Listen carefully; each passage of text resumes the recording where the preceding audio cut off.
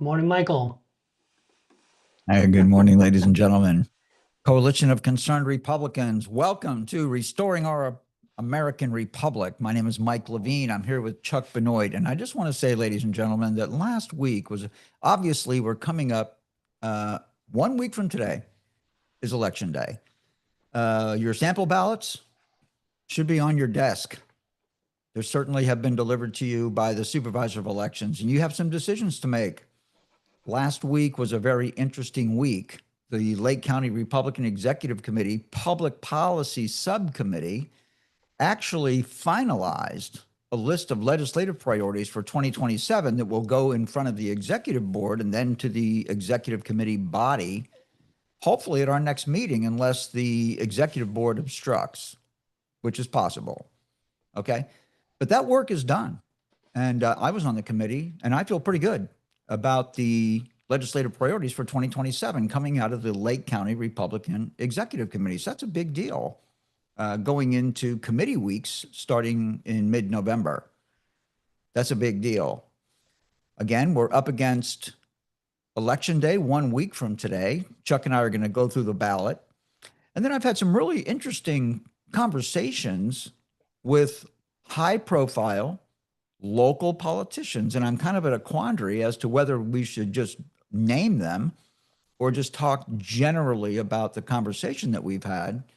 And Chuck will have a lot to do with that. But we're going to go through the ballot today. We're going to walk through the ballot today. And we're going to talk about, here's the big question. Do elected officials have the obligation to do what is morally right under natural law, or do elected officials hold themselves only to the letter of the law, and everything that is not illegal is in play? And I would suggest that that's where we are today. Elected officials do not hold themselves to natural law. They hold themselves only to the letter of the law and leverage every mechanism at their disposal to achieve their own personal goals. That is my assertion, and Chuck and I are going to go through that today. So, Chuck, you want to come on and join us? Good morning, Michael. What say you, Chuck? We're trying to talk about morals in a way that actually affect, the politician and where they're coming from.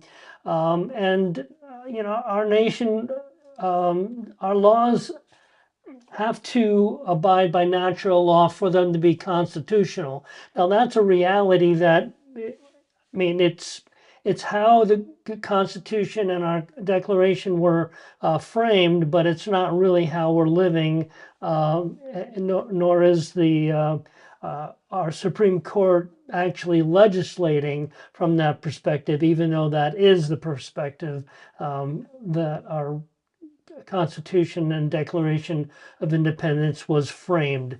Any law that violates natural law cannot be law. So that's kind of where What we're we're talking starting. about today, Chuck, is the absence of a law.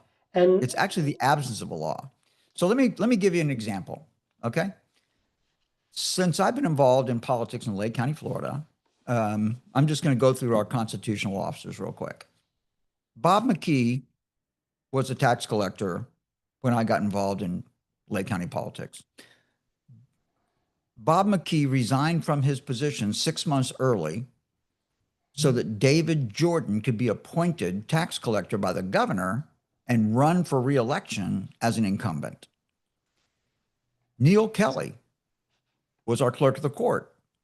He resigned from his position 6 months early so that Gary Cooney, our current clerk of the court, could get appointed by the governor and run as an incumbent.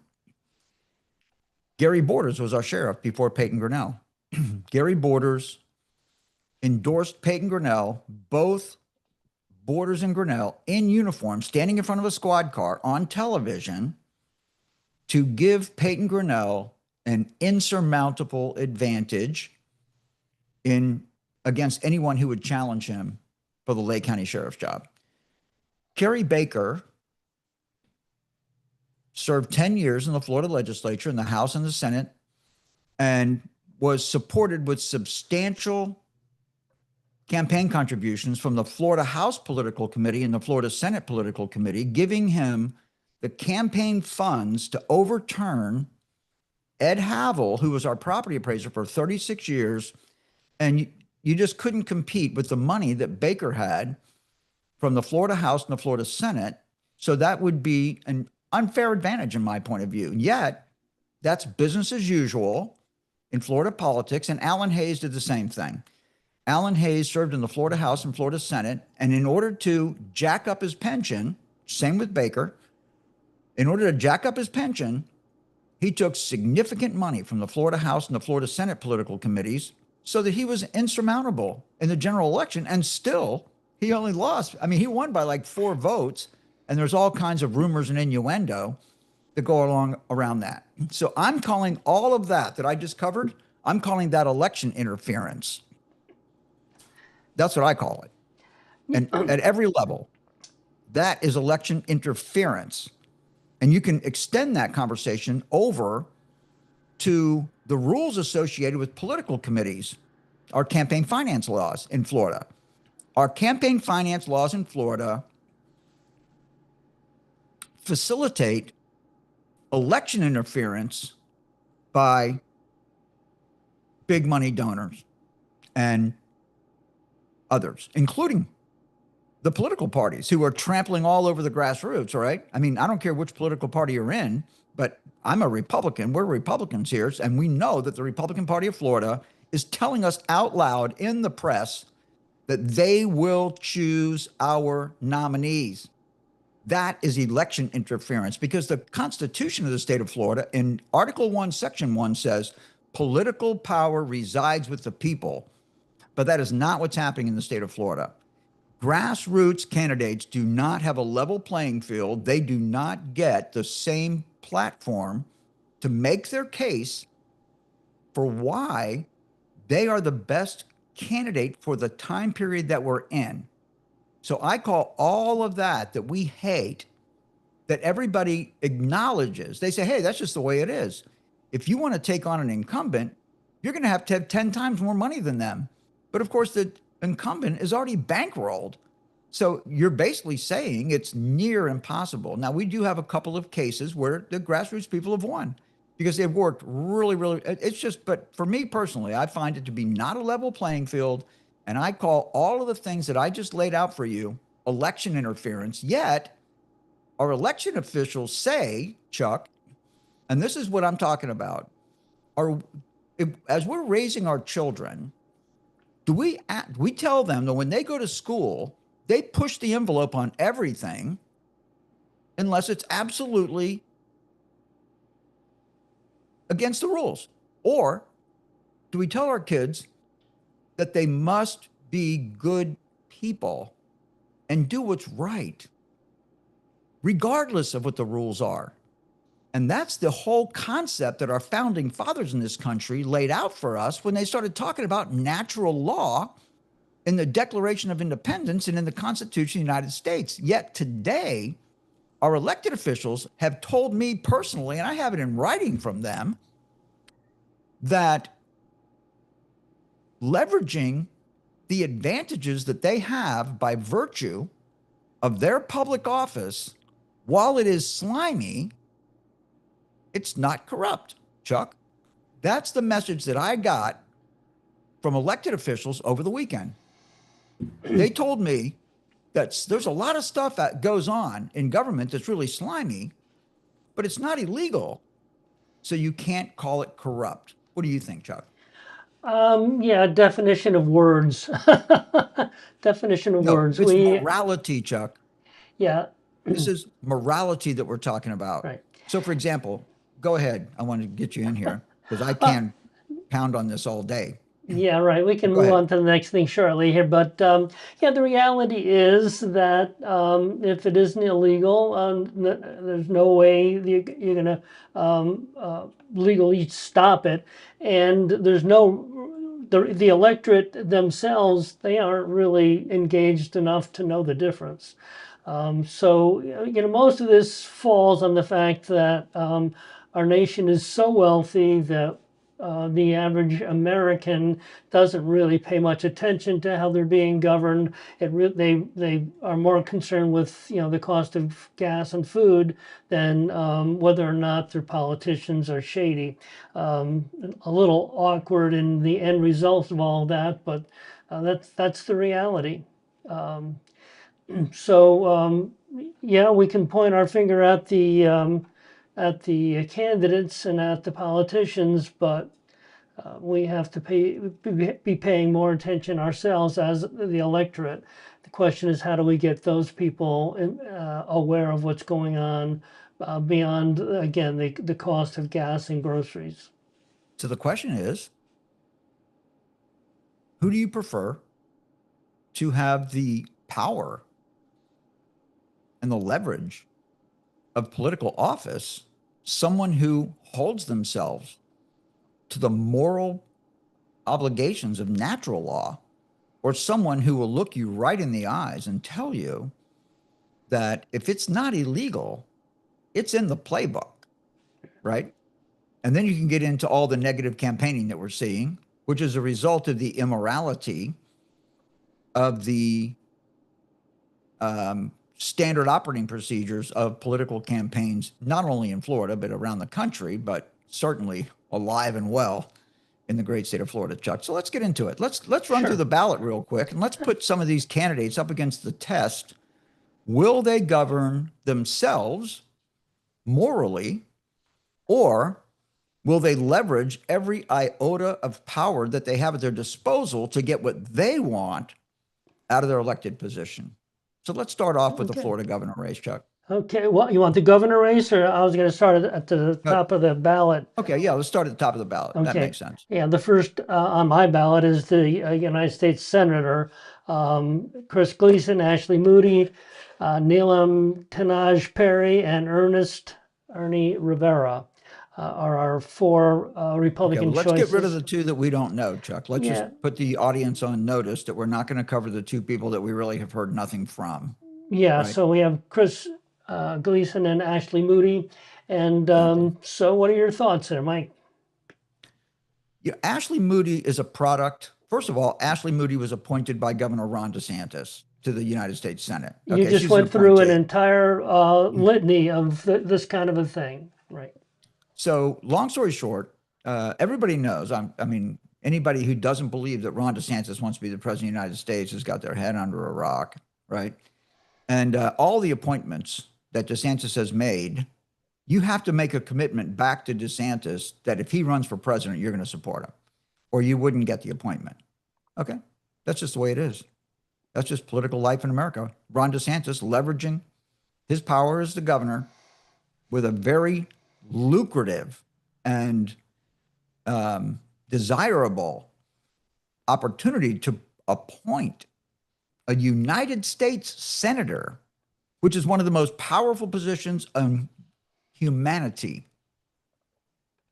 One of 100, governing over the most, the biggest budget in the world from a government standpoint. Of course, Apple has a bigger budget than the United States government does, but it's still a pretty good gig, right? So, and Ashley Moody's father was a judge. So she's been in the system for a long time. So for me, I like it. She's a nice lady. Okay. I don't have a personal thing against Ashley Moody. I think she's a sweet lady and everything, but I don't think that she has a lot of fortitude. I don't think that she's a fighter. I don't think that she's going to go stand up against leadership on things like election reform, Chuck, which is, there's a lot of stuff, ladies and gentlemen, coming out on election reform. Okay. The whole Italy Gate thing I'm going to refer to as a hot topic coming out of the White House and the Department of Justice and the CIA and the FBI. I don't see Ashley Moody being a leader on getting to the bottom of the stealing of the 2020 election, but Chris Gleason will.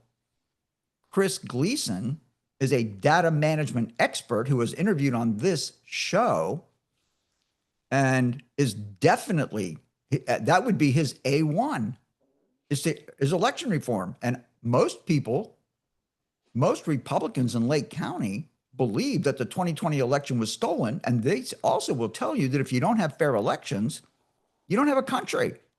So if you're choosing between Chris Gleason and Ashley Moody and your litmus test is election reform, this is a no-brainer. Chris Gleason's going to fight for election reform and Ashley Moody is not. Period. She had plenty of time to do election reform when she was the Attorney General of the state of Florida, but she didn't do it. So I'm a Chris Gleason supporter in that particular race, Chuck. There you go.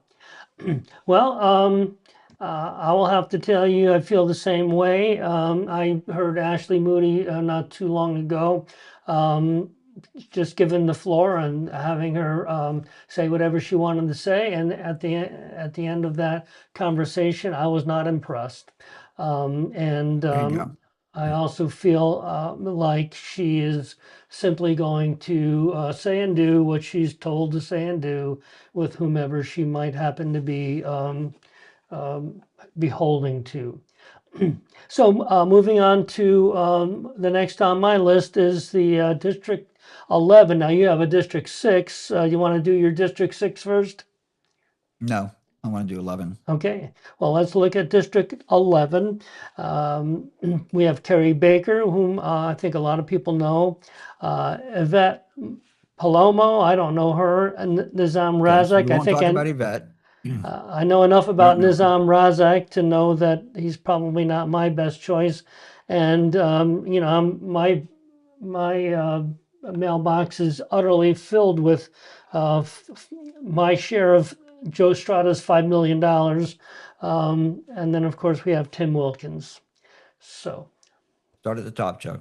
okay. That's Baker first, right? Carrie Baker. Go for You know, it. I like Carrie Baker. Super smart, super capable, super qualified to be a congressman. But Carrie Baker he was interviewed by the Florida Republican Assembly and asked, was the 2020 election stolen? And he said no. He said he has no evidence of any wrongdoing in the 2020 election. And of course, you know, whenever these people know that the audience is hardcore election reform advocates, they want to throw the bone, a bone to the audience. So he says, well, you know, there could have been some, you know, bad things happen because of COVID-19 and everything. But as far as vote manipulation, abuse of mail-in ballot, things like that were illegal, no, I don't see that. So I'm just saying to you, I have a litmus test. If a candidate doesn't believe the 2020 election was stolen, I'm not voting for them to go to Congress. Period. Chuck. There you go. Next candidate. Okay, so we're going to skip Yvette because there's not really much on there. Nizam Razak, the Muslim You who... want to start that conversation? Well, again, you know, I just hold to the fact that you cannot be a good Muslim and swear to support and defend the Constitution of the United States of America. Can't be done, because if you are a good Muslim, then you are you're totally antithetical to the freedoms that we have in our Constitution. And of course, Islam does say that the good Muslim can lie. And if they are supporting Islam and they're supporting the Constitution, there's got to be a lie there somewhere. And the Muslim is allowed to lie to us. So I say that's where it is. So Nizam Razak cannot be a supporter of the U.S. Constitution and therefore someone that we should send to Congress, unless, of course, just to put the icing on the cake, Chuck. Nizam Razak is a lawyer and a doctor, a medical doctor, and he has time and money to give to pro-Islam organizations in Central Florida, which he's doing. And he's foreign born. So for me, I told the Florida Chamber of Commerce that it takes 3 generations to make an American. and he doesn't qualify. So that's my litmus test. I'm telling you, moving forward, even though I understand it's legal to elect people who are not naturally born citizens of the United States to Congress, but my personal standard is if you're not naturally born, I'm not voting for you for Congress. So Oh, I will not be voting for and Nissan my Razak. position is if you can't swear to uphold the Constitution of the United States in the fullness of what it is, then you certainly can't be a member of any form of the government, and no Muslim can. And I totally agree with your point that you're making right now. We could talk about this all day long too, Sure. but we have to move on. Right.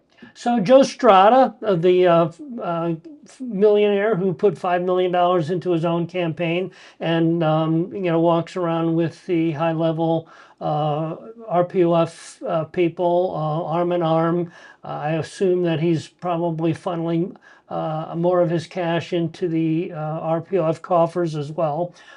He's trying to buy the seat, and no one knows him. He doesn't live in our district, and Nor does so Gary Baker, by the way. right there you go. So I'm not interested in what he's selling. Look, I totally agree. Again, Brian Kennedy was kind enough to allow me to sit in on the interviews that the Florida Republican Assembly, Sumter County, did, and we interviewed Joe Strada. I told Joe Strada, our legislative delegation here in Lake County, Florida, despises their constituents. They literally hate us. They do everything they can to hurt us. They totally ignore our well-being, and they've all endorsed Joe Strada. So when I brought that to his attention when I was interviewing him, he brushed off the question. He said, of course I represent the people. And that was it. After I explained to him that the Lake County legislative delegation has told me to my face on many occasions that they have absolutely no concern over any of my political concerns. So that was that. And then the second piece of it is I asked him if the 2020 election was stolen. He gave me the same answer that Kerry Baker gave us. Well, there could have been some irregularities, this and that, but there's no direct evidence that the 2020 election was stolen. So I apply my litmus test. If you can't say the 2020 election was stolen, and if you won't go to Congress and fight for election reform, then I'm not voting for you. So I won't be voting for Joe Strada. As tempting as it is, to have a big business guy, somebody who has built a company, to represent us in Congress, that's tempting for me. But when you get into it, he is the next deep state politician in my view. So I won't be voting for Joe Strada. Okay, well, let's go ahead and move along because we are again quickly getting out of time, yeah. right? So that leaves us with Tim Wilkins, who actually lives in our district and has made himself very much available and very much aware of the fact that yes, the 2020 election did have some illegalities or some issues. I need you to say it, okay? Or else I'm going to be mad at you. So, yeah, Tim Wilkins, I told Tim Wilkins when I met him, Tim Wilkins is a media guy, and he's really super sharp, okay? Very articulate, great public speaker, right? Handsome guy, Marine, beautiful wife, beautiful family, all that. He's got all the accoutrements of a great public personality. And I told him, I said, Tim, I really like you. It's impossible not to like you. Just like Kerry Baker. Kerry Baker's very likable guy. And I told him, I said, I don't know you. I've known Kerry Baker for 15 years, but I can't get to know you wholly in a week or 2 hours sitting down with you. But I've been in touch with Tim Wilkins over the course of the campaign, and I like the guy. I think he's a good guy. And I think that he has, as much as we can tell in a short relationship, I believe that he has the best interest of the constituents of CD11 at heart. And I think we would do well to send him to Congress. So I'm going to be voting for Tim Wilkins. Well, you can't, unfortunately, but No, I can't. That's right. I'm in six. but I can. I would like to see people in CD 11 vote for Tim Wilkins. There you go. There you go. Well, again, we're running really. It's amazing how quickly we run out of time. We probably will go a little long this morning, but let's quickly hit your district, CD 6. Man, that's a tough one, Chuck. Yeah, yeah. CD6 is a real nightmare, right? I mean, it's just so hard to choose a candidate in this race, right? So, you want to get us started with who's teed up Unfortunately, first? I don't have all those in front of me. It's Bill Zarian. I Okay, lost. I have it. I have lost it. sight of the fact Here that it I wouldn't have had your exactly. stuff here. So we have this guy Dan Bilzerian, right? He's a social media star, whatever. Let's see where we at here. Okay, wow. So we're not even there. Chris Gleason, this guy, yeah, Bilzerian. Okay, so this starts off with Aaron Baker. Okay. You know, I've known Aaron Baker for the entire, he started early. He ran against Randy Fine in the special election last time. And I didn't know who Aaron Baker was from Adam. Okay.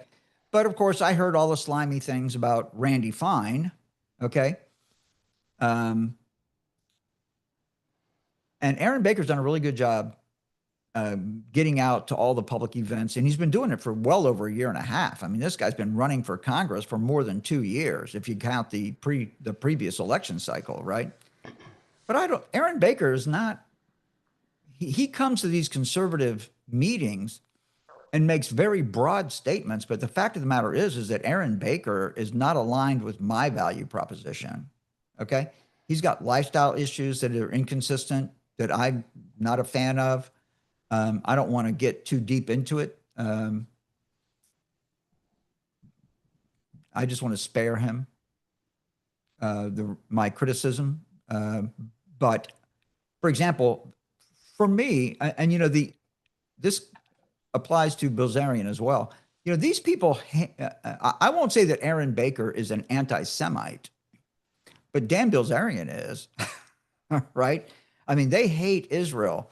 They think that, which is, look, I'm open-minded. I understand that you know, politicians and spies in government agencies do really bad things. And I'm not opposed. I'm not closed to the idea that the nation of Israel could possibly overreach and interfere in American elections. I get it. America interferes in elections all over the world all the time. So I have issues with Aaron Baker. So that's that. I'm not going to vote for Aaron Baker. I'm in CD6. I'm not voting for Aaron Baker. So then you get Bilzerian. And again, I don't know too much about Bilzerian, but he's a social media star, right? He's an influencer. And that's by virtue. That's what he's running on, basically. And then he pounds Israel, right? And I get that. And I'm open to debating policy issues as it relates to Israel. And I'm open-minded to the fact that Israel probably engages in bad things to influence the United States government, but what country doesn't? Okay? Again, as President Trump has told us many times, he's the president of the United States and he works for the best interests of the American people. Well, Benjamin Netanyahu is the prime minister of the state of Israel, and he does what's in the best interest of Israelis who, oh, by the way, are getting missiles shot into their houses on a regular basis. What do you want the Jewish people to do? Just suck it up? Is that what you're asking? So no, I'm an Israel supporter, but I am America first, okay? But I want to stand with my brothers. And to Kerry Baker's credit, when we interviewed him, he said that Christians are grafted to the Jewish people. And I respect that. Kerry Baker's a good guy in a lot of ways. Not to revert back to the other race. And I've already explained to you why I'll be voting for, why I would recommend you vote for Wilkins. But so you have Bilzerian. Then you, of course, then you have Randy Fine, right? And as offensive as Randy Fine can be, I'll be honest with you, in most cases, I agree with Randy Fine in principle, right? So it's really hard for me not to vote for Randy Fine. And then you have this gentleman, his name is Gambaro. And some of the folks here in Mount Dora have done some fundraisers for him and stuff like that. He's a military guy and all that. He has, he's raised about $350,000. He's spent it all. So he has like $1,500 in his campaign account going into election day. So he's certainly not going to get elected. Okay. But today, and I'll just say to you out loud, Chuck, in this election cycle, electability has nothing to do with it for me. The people who are obviously electable are not acceptable to me in this election cycle. I find it, I was almost tempted not to vote, but of course I would never ding my voting record by not voting. Right? I voted in every election for the last 20 years or more. Right. Yeah. So I'm not going to ding my voting record, but I find it very difficult to vote for the people that are most likely to win. So I'm just voting my conscience today. Right.